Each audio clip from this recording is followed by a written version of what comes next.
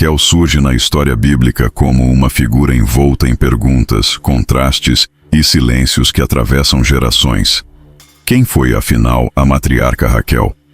A jovem hebreia, cujo nome ecoa entre promessas e dores, nasce em Harã, em um contexto familiar complexo, marcado por engano, disputas e escolhas difíceis.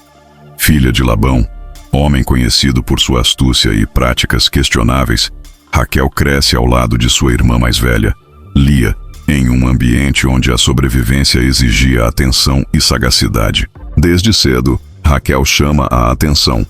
A Torá a descreve com palavras claras e diretas, e o texto de Gênesis 29:17 nos conduz com naturalidade pela narrativa ao afirmar que Raquel era formosa de porte e de semblante. Não se trata apenas de uma observação estética, mas de um elemento que molda toda a dinâmica ao seu redor.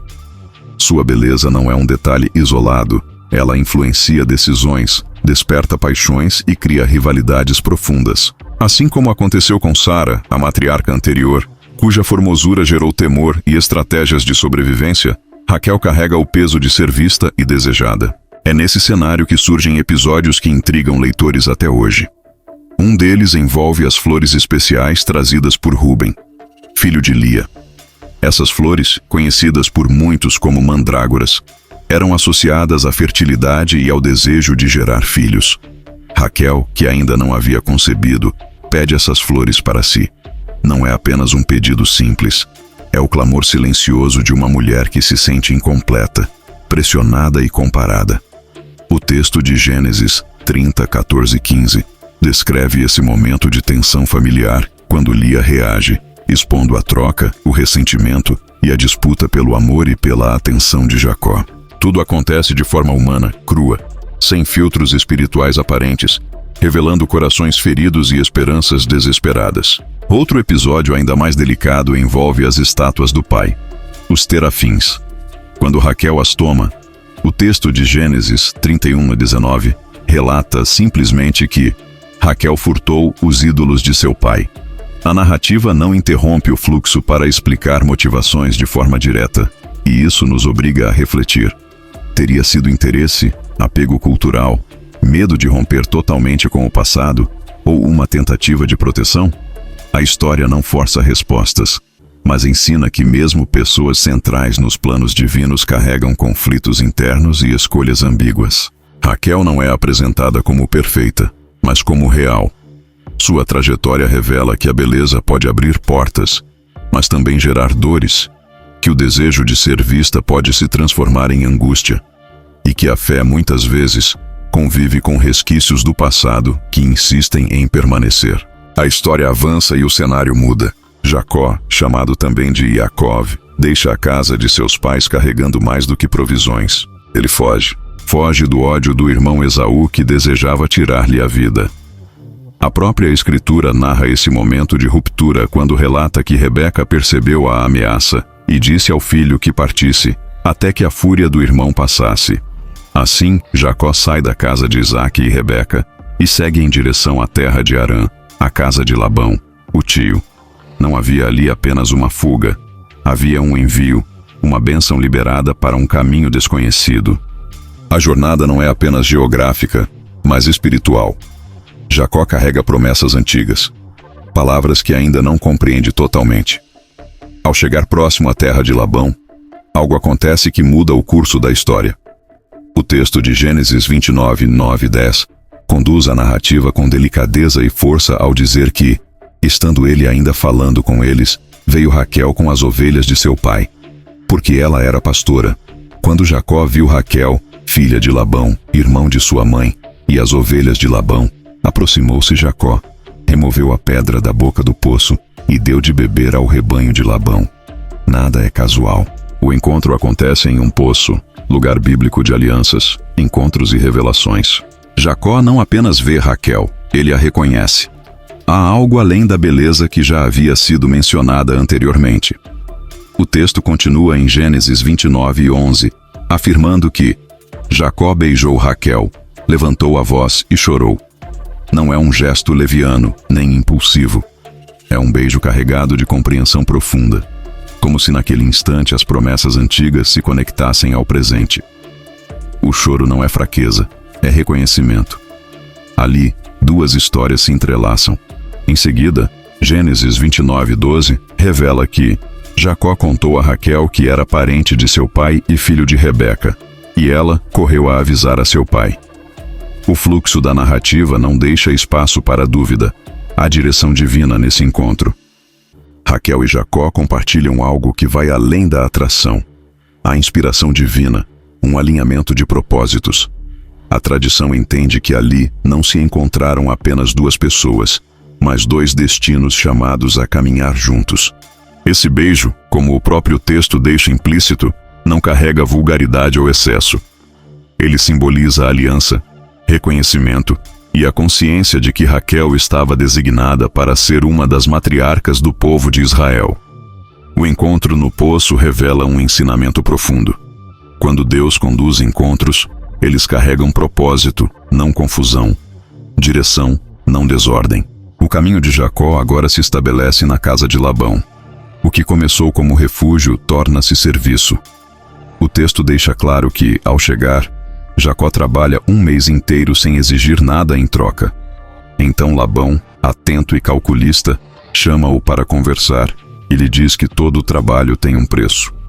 Não era uma oferta inocente, era o início de uma negociação que marcaria gerações. Jacó não hesita. Seu coração já havia decidido. A própria Escritura conduz esse momento com precisão, quando declara em Gênesis 29:18: Jacó amava Raquel e disse: Servir-te-ei 7 anos por Raquel, tua filha mais nova. Não há barganha, não há redução. 7 anos são oferecidos como prova de compromisso, não apenas com Labão, mas com o propósito que Jacó reconhece sobre Raquel.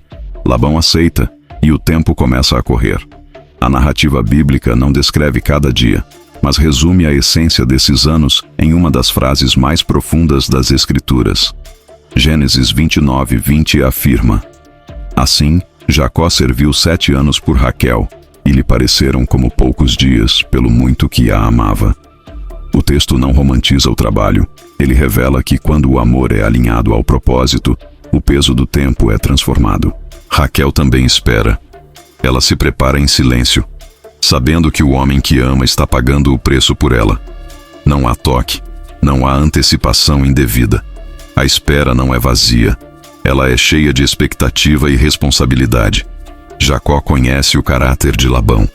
Sabe que está lidando com alguém acostumado ao engano e por isso decide agir com prudência. É nesse contexto que surge a combinação de sinais entre Jacó e Raquel. A narrativa bíblica não detalha esses códigos, mas o próprio fluxo da história permite compreender que eram medidas de proteção, não de desconfiança entre eles, mas contra o engano que poderia vir de fora. Raquel concorda, reconhecendo o pai que tem. O amor aqui não é ingênuo, é vigilante. Este trecho da história ensina que nem todo atraso é negação. Às vezes, o tempo é o campo onde o caráter é formado. Jacó aprende a servir, Raquel aprende a esperar. Ambos crescem antes de receber aquilo que desejam. O amor que nasce no poço agora é refinado no trabalho diário, no silêncio e na fidelidade. Raquel está pronta para o casamento. 7 anos se passaram, e o tempo da promessa parece finalmente chegar ao seu cumprimento. Tudo em Harã se move para esse dia. Pessoas se reúnem, expectativas são criadas, e o nome de Jacó está ligado ao nome de Raquel diante de todos. Mas Labão, fiel ao seu próprio caráter, havia arquitetado outro plano. A Escritura conduz esse momento com sobriedade e dor. Em Gênesis 29:23, o texto afirma de forma direta e quase silenciosa: À tarde, tomou Labão a Lia, sua filha, e a trouxe a Jacó, e ele a possuiu. A narrativa não se alonga em detalhes, porque o peso do acontecimento fala por si. A noite cobre a tenda, as vestes ocultam identidades, e o engano se consuma sob o manto da escuridão. Jacó entra na cabana sem ver claramente quem está ali. Ele confia nos sinais combinados, nas palavras que deveriam revelar a identidade de Raquel. O silêncio domina o ambiente. A tradição preservada no Midrash ajuda a compreender o drama invisível desse instante.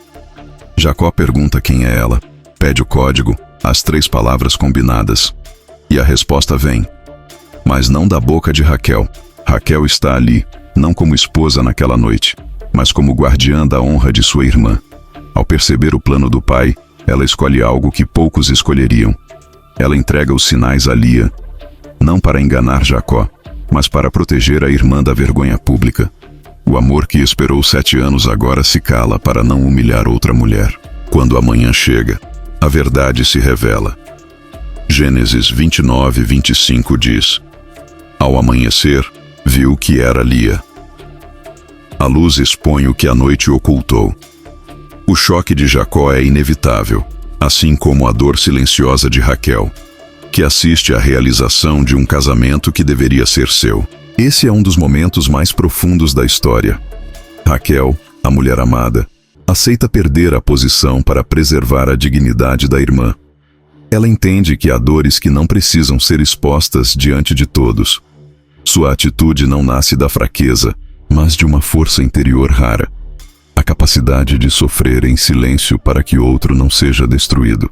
Aqui a história ensina sem discursos. Ensina que nem toda vitória é imediata. Que às vezes o caráter é provado naquilo que se perde, não no que se ganha. Raquel ainda faz parte do plano, mas agora seu caminho passa pelo vale da renúncia. O que acontece naquela noite não termina com o amanhecer. O peso do que Raquel fez começa a se revelar dentro dela. Ela não apenas abriu mão de um momento. Ela acreditou naquele instante que havia entregado o seu futuro inteiro. A narrativa entra agora em um território profundo do coração humano, onde fé, medo e amor se misturam. Raquel sai dessa situação marcada por vergonha indireta, não sua, mas daquilo que poderia ter recaído sobre Lia. A coragem dela é descrita não por palavras heróicas, mas por um gesto extremo. Ela entrega o homem que ama para que sua irmã não seja humilhada diante de todos. Isso não é algo pequeno. O texto bíblico não registra essa cena em detalhes emocionais, mas o contexto revela a dimensão do sacrifício. Ela não sabia que Jacó ainda se casaria com ela. Naquele momento, Raquel acredita que fez uma doação sem retorno. A pergunta ecoa em silêncio. E agora? Quem vai querer se casar comigo? Para uma mulher daquele tempo, isso significava insegurança, solidão e ruptura de expectativas. O amor que nasceu no poço agora parece ter sido sepultado na tenda escura da renúncia. Ainda assim, ela faz. E faz sem exigir explicações, sem expor o pai, sem acusar a irmã. É uma bravura que não grita. É uma coragem que se manifesta na contenção. O texto bíblico mais uma vez segue com sobriedade quando Jacó, ao perceber o engano, confronta Labão. Gênesis 29:25-26 narra que Jacó diz: Que é isto que me fizeste? Não te servi por Raquel? Por que, pois, me enganaste? E Labão responde justificando-se com costumes locais, tentando normalizar o engano. Mas o plano de Deus não havia sido interrompido pela astúcia humana. Labão propõe que Jacó cumpra os dias da festa de Lia e então também receba Raquel, mediante mais 7 anos de trabalho. O texto afirma em Gênesis 29:27-28: Cumpre a semana desta, e dar-te-emos também a outra, pelo serviço que ainda outros 7 anos servirás comigo. Jacó aceita, e Raquel, que acreditava ter perdido tudo, é surpreendida pela fidelidade que não podia ver. O amor que foi provado pela espera, agora é provado pela dor. Raquel aprende que nem toda renúncia é perda definitiva. Às vezes, Deus vê o que ninguém vê. O gesto oculto naquela noite não passou despercebido no céu. A história ensina que há decisões feitas no escuro que produzem frutos na luz. Raquel não vence por força, mas por caráter.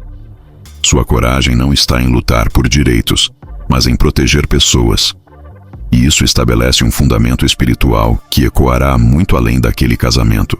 Depois da festa, depois dos acordos, depois dos enganos e reparações humanas, Jacó finalmente casa-se com Raquel.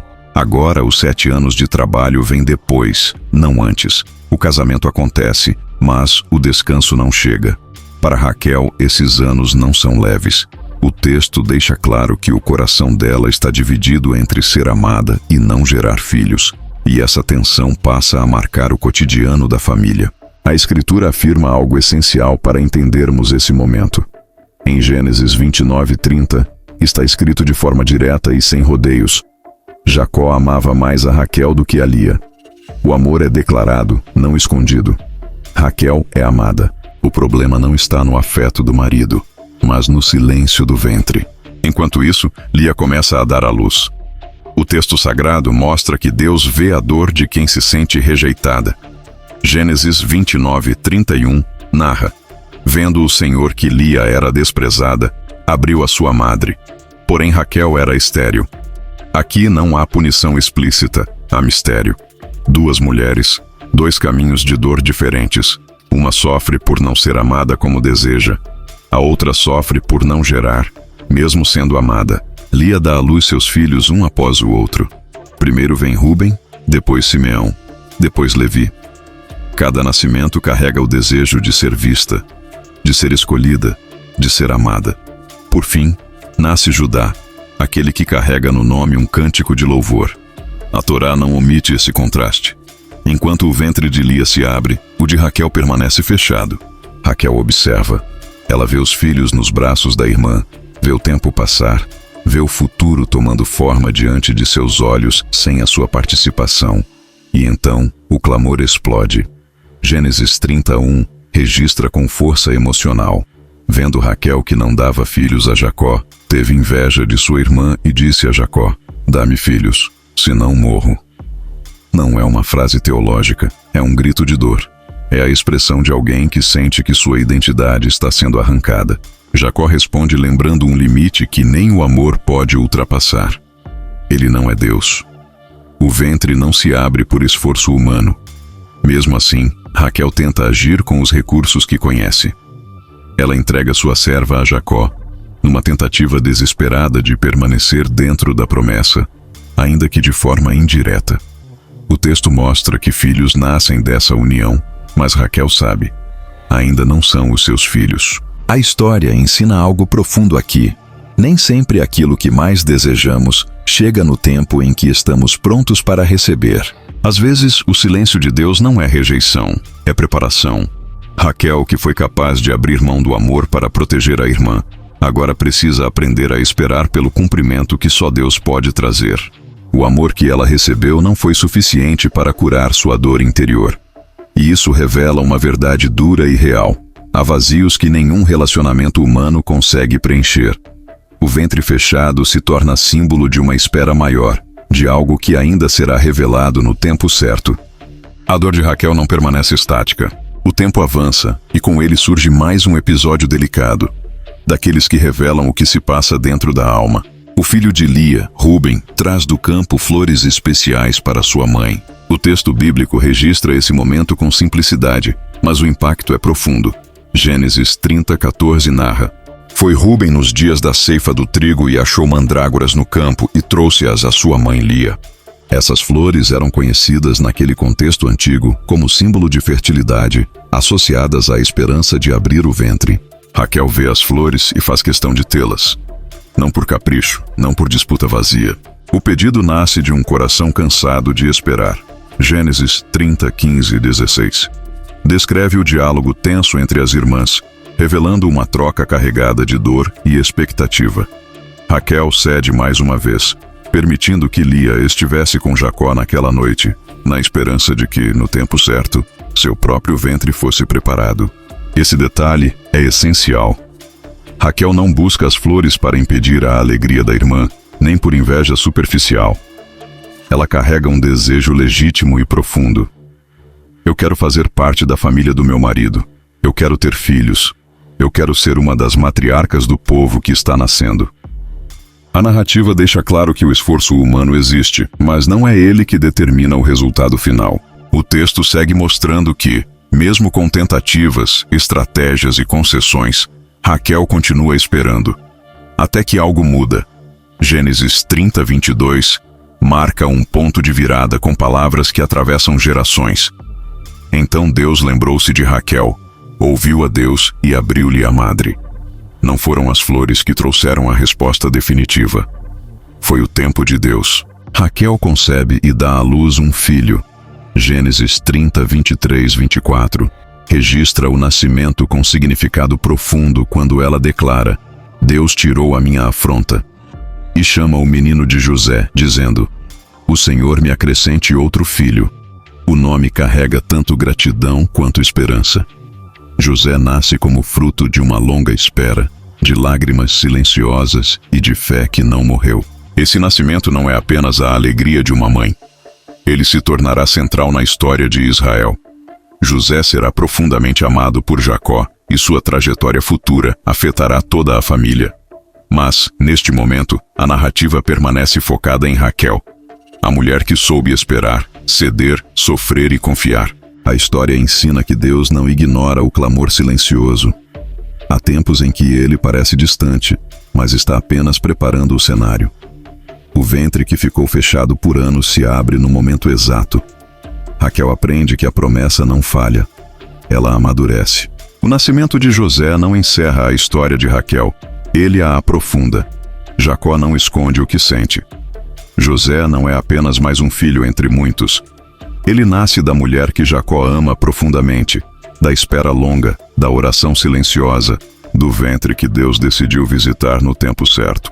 A própria Escritura deixa isso implícito quando mostra a ligação especial entre pai e filho, construída desde o início. O nome que Raquel escolhe carrega uma oração viva. Gênesis 30:24 registra suas palavras de forma direta e cheia de fé. E chamou-lhe José, dizendo: O Senhor me acrescente outro filho. O nome José, Yosef, significa exatamente isso: acrescente, adicione. O nome não é apenas identidade, é clamor, é pedido, é esperança projetada no futuro. Raquel não vive apenas do que recebeu, ela crê que Deus ainda pode dar mais. Nesse momento, Jacó já tem 11 filhos homens. A família cresceu, os anos se passaram, e algo muda no espírito de Jacó. A permanência na casa de Labão começa a pesar. Então vem a direção divina. Gênesis 31:3 narra com clareza: Disse o Senhor a Jacó: Torna à terra de teus pais e à tua parentela, e eu serei contigo. O tempo de servir terminou, o tempo de partir chegou. Jacó não toma essa decisão sozinho. Ele chama Raquel e Lia para conversar no campo, longe dos ouvidos do pai delas. A narrativa revela algo importante. Agora as duas falam como uma só voz. Gênesis 31:14-15 mostra Raquel e Lia dizendo: Temos nós ainda parte ou herança na casa de nosso pai? Não nos considera ele como estrangeiras? Pois vendeu-nos e consumiu de todo o nosso dinheiro. Não há divisão aqui. A consciência, a maturidade, a ruptura com o passado de engano. Raquel, descrita muitas vezes apenas por sua dor ou espera, aqui se revela firme, lúcida e justa. Ela entende que sair da casa do pai não é apenas mudança geográfica, é separação espiritual. Labão é idólatra, preso a práticas que não fazem mais parte do caminho que agora se abre diante dela. Raquel escolhe seguir com Jacó, com seus filhos, com o Deus que a ouviu. A decisão de partir marca o fim de um ciclo e o início de outro. O Deus que abriu o ventre agora conduz a jornada. A mulher que esperou, cedeu, sofreu e confiou está pronta para seguir adiante. Raquel não é apenas mãe de José. Ela é parte viva do plano que Deus está desenhando para um povo inteiro. A jornada continua. E agora a história entra em um dos episódios mais mal compreendidos da vida de Raquel. Ela, Jacó, Lia, os filhos e os rebanhos seguem adiante, afastando-se da casa de Labão. São 11 filhos até então, que dariam origem a 11 tribos, e uma promessa ainda em movimento. Mas algo acontece no silêncio da partida. A Torá registra de forma objetiva em Gênesis 31:19. Labão fora tosquear as ovelhas, e Raquel furtou os ídolos que pertenciam a seu pai. O texto não explica as intenções, apenas relata o fato. É aqui que muitos erram ao interpretar Raquel. A narrativa, quando lida dentro do fluxo da história, mostra que o gesto não nasce de ganância, nem de apego espiritual aos ídolos. Tudo o que Raquel faz até aqui aponta para outra direção. Ela está rompendo com o passado. O pai é idólatra. A casa da qual ela sai é marcada por engano, exploração e falsas seguranças. Raquel decide agir para eliminar aquilo que simbolizava a idolatria que ainda prendia Labão. Não por lucro, não por valor material, mas por ruptura. A história reforça isso ao mostrar que Jacó foge às pressas, sem levar riquezas extras, apenas sua família e seus rebanhos. Labão descobre a fuga dias depois. Gênesis 31, 22, 23 descreve que, ao terceiro dia, Labão é avisado e parte em perseguição, alcançando Jacó no sétimo dia. Ele chega com acusações duras, fingindo indignação, como se fosse injustiçado. A cena é carregada de tensão. Labão confronta Jacó e pergunta por que fugiu e, principalmente, por que alguém havia roubado seus deuses. Jacó, sem saber o que Raquel fizera, responde com firmeza. Em Gênesis 31, 32, ele declara algo pesado. Com aquele com quem achares teus deuses, não viverá. Ele não imagina que essas palavras pairam sobre sua própria esposa. O silêncio de Raquel agora se torna proteção. Ela não se expõe. Ela age com prudência. Quando Labão começa a vasculhar as tendas, Raquel toma uma decisão estratégica. Gênesis 31, 34, 35 narra que ela esconde os ídolos na sela do camelo e se senta sobre eles, dizendo que não pode se levantar por causa do costume das mulheres. O texto segue dizendo que Labão procurou, mas não achou os ídolos. Esse momento é profundo. Raquel não apenas esconde objetos, ela silencia para proteger a si mesma e preservar a paz. O gesto é simbólico. Ela literalmente se senta sobre a idolatria, mostrando que aquilo já não governa sua vida. O silêncio aqui não é covardia, é sabedoria. A história ensina que nem toda a ação correta é compreendida de imediato. Raquel age movida por zelo, mas carrega as consequências de palavras ditas sem conhecimento pleno. O Deus que conduziu sua espera continua conduzindo sua proteção. Nada foge do controle divino. Mesmo quando decisões humanas parecem confusas, a caminhada continua. A idolatria ficou para trás. O confronto com Labão foi encerrado, e agora Jacó segue rumo à terra prometida. Mas a história de Raquel, marcada por espera, entrega e coragem silenciosa, ainda não havia chegado ao seu ponto mais profundo. O caminho avança, e com ele vem o peso da vida que nasce junto com a dor que consome. A Torá nos conduz a esse momento com palavras simples e fortes. Gênesis 35:16 narra que, ao partirem de Betel, ainda havia um bom trecho até Efrata. E foi nesse caminho que Raquel entrou em trabalho de parto. Não foi um parto fácil. O texto deixa claro que a dor foi intensa, pesada, prolongada. A mesma mulher que esperou anos para gerar, agora luta para dar à luz mais uma vez. Enquanto a caravana para, as parteiras se apressam. O momento é crítico. Gênesis 35:17 descreve que, em meio à dificuldade do parto, a parteira diz a Raquel: "Não temas, porque também este filho terás." Há esperança nas palavras, mas o corpo de Raquel já estava se esgotando. A vida estava sendo entregue por completo. No limite entre a vida e a morte, Raquel faz algo profundamente simbólico. Ela nomeia o filho. Gênesis 35:18 diz que, ao sair-lhe a alma, porque morreu, chamou o menino de Benoni, que significa filho da minha dor. O nome carrega tudo o que ela sentia naquele instante: sofrimento, despedida, entrega total. Raquel não romantiza a dor.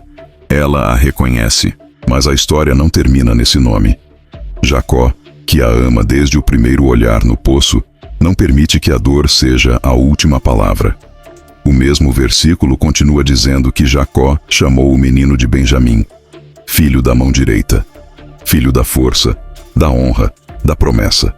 Onde Raquel viu dor, Jacó profetiza futuro. Onde houve morte, Deus preserva propósito. Raquel parte no caminho. Ela não entra na terra plenamente estabelecida, mas deixa ali seu legado. Sua sepultura à beira do caminho se torna um marco eterno. Mais tarde, o próprio texto bíblico recorda Raquel como aquela que chora por seus filhos, símbolo de amor materno e entrega absoluta ao destino do povo que estava nascendo. A história ensina algo profundo. Raquel não viveu em vão. Cada lágrima, cada espera, Cada renúncia construiu algo maior do que ela mesma.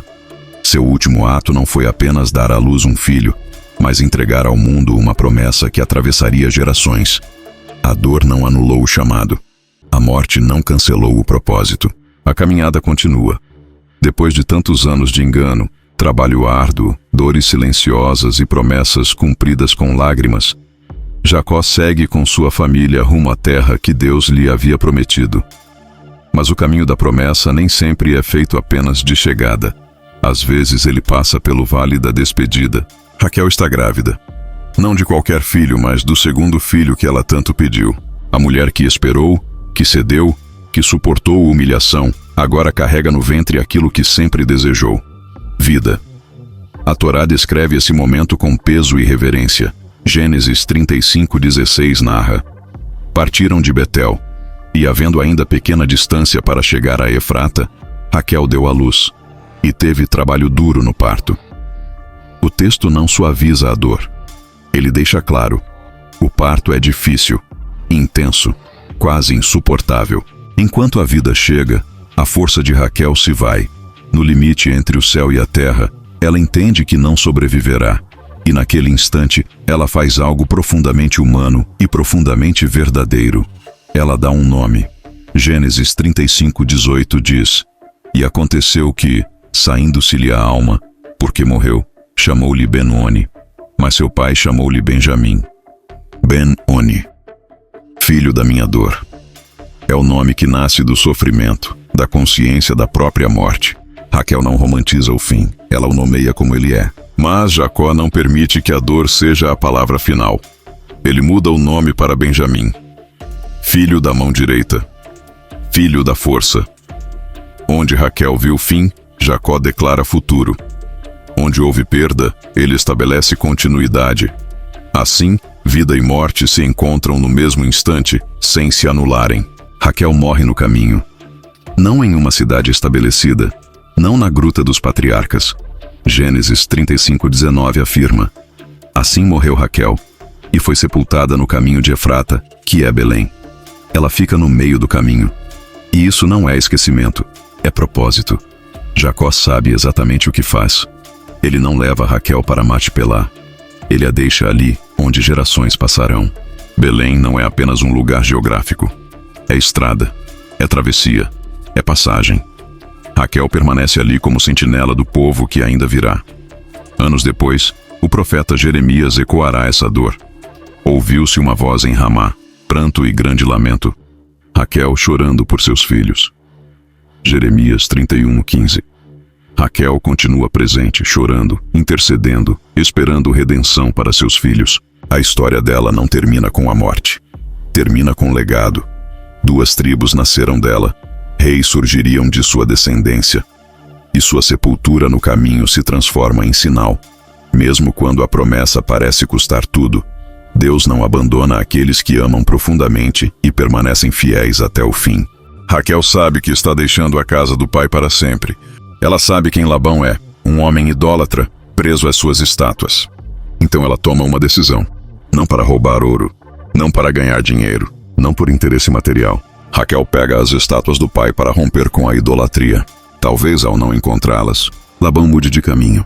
Talvez ele perceba que seus deuses não têm poder algum. Jacó foge com suas esposas, filhos e rebanhos. Durante 6 dias Labão não percebe nada. No 7º dia ele descobre e parte em perseguição. Quando alcança Jacó, Labão se apresenta como ofendido, mas o que realmente o incomoda não é a fuga. É a pergunta que ele faz: por que você roubou os meus deuses? Jacó responde com firmeza: Deus me livre, nós não fizemos isso. E ainda declara sem saber: aquele que roubou essas estátuas não viverá. Jacó não sabe. Quem pegou as estátuas foi Rachel. Labão revira tudo: tendas, objetos, pessoas. Quando chega à tenda de Raquel, ela está sentada. Ela diz que não pode se levantar. Está em seu ciclo menstrual. Naquela cultura, isso tornava qualquer objeto impuro. Labão recua. Não toca. Não encontra nada. Rachel está sentada em cima da idolatria. Ela a reduz a pó. Mostra, sem palavras, que aquilo não tem valor algum. Labão vai embora de mãos vazias, sem saber que foi a própria filha quem anulou seus deuses. A narrativa avança muitos séculos além da vida terrena de Raquel. O tempo agora não é mais o dos patriarcas caminhando pelo deserto, mas o tempo da destruição. Jerusalém arde em chamas. O templo é derrubado. O povo é massacrado e levado à diáspora. Babilônios marcham como uma tempestade impiedosa, e os filhos de Israel são arrancados de sua terra. Segundo o Midrash, os grandes justos de Israel se levantam diante de Deus. Avraham, Itsak, Yaakov, Moshe, todos intercedem. Eles lembram alianças, méritos, promessas antigas. Mas a resposta divina ecoa severa. O povo se desviou, praticou idolatria, corrompeu seus caminhos. Então algo diferente acontece. Raquel se levanta. Ela não vem com títulos, não vem com autoridade. Ela vem como mãe.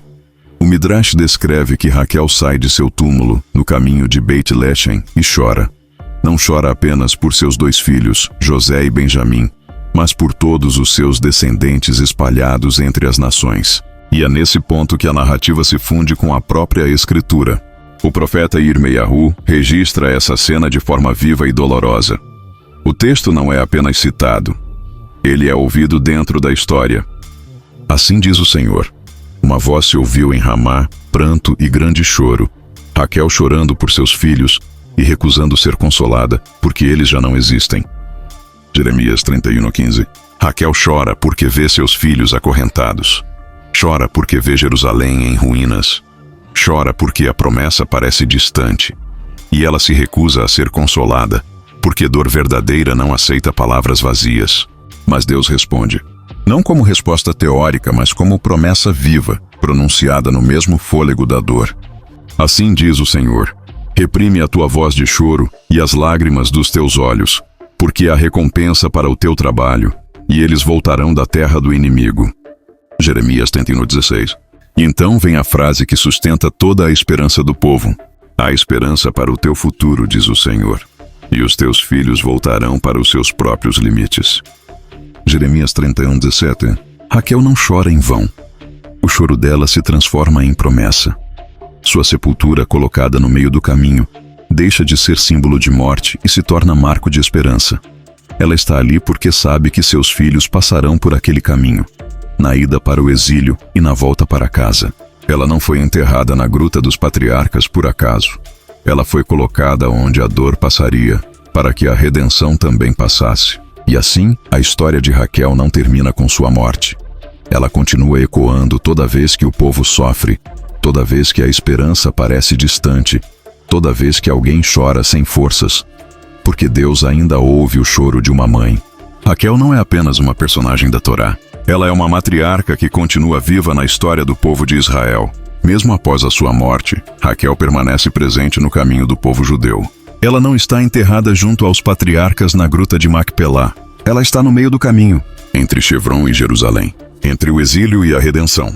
A Torá e o Midrash revelam algo profundo. Raquel escolheu ficar ali para chorar pelos seus filhos, que seriam levados à diáspora.